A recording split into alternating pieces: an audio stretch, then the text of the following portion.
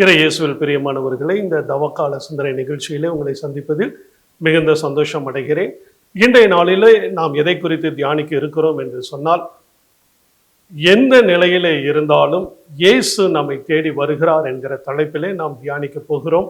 இதற்கு ஆதாரமாக திருவிவிலியத்திலே யோவான் 5வது அதிகாரத்திலே ஒரு சம்பவம் கொடுக்கப்பட்டிருக்கிறது. அந்த சம்பவத்தில் என்ன சொல்லப்பட்டிருக்கிறது என்று சொன்னால், பெத்சதா என்கிற ஒரு குளம் இருக்கிறது. அந்த குளத்தை சுற்றி அநேக வியாதியஸ்தர்கள் இருந்தார்கள்.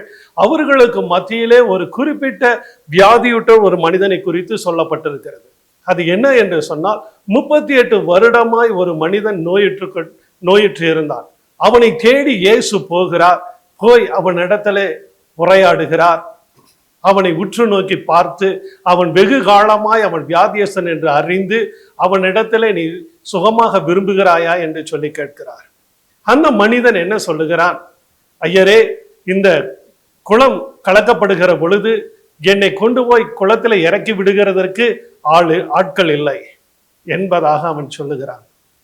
ஏனென்று சொன்னால், அவனுடைய வாழ்க்கை பாருங்க, அவன் தன்னை சுற்றி இருந்தவர்களை குற்றப்படுத்தவில்லை, தன்னுடைய குடும்பத்தாரை குற்றப்படுத்தவில்லை, தன்னுடைய நண்பர்களை குற்றப்படுத்தவில்லை, தன்னுடைய உற்றார் உறவினர்களை குற்றப்படுத்தவில்லை.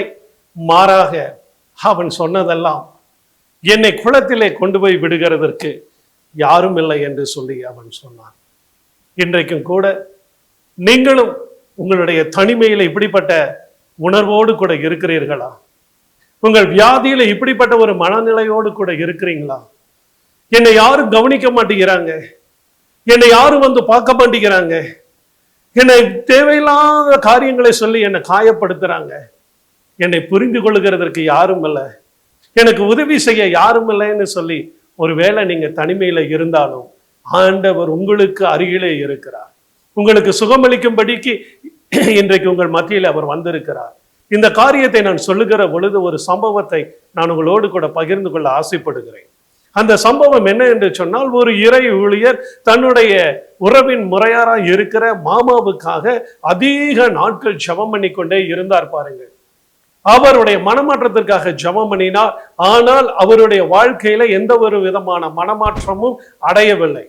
அவர் பார்த்தீங்கன்னு சொன்னா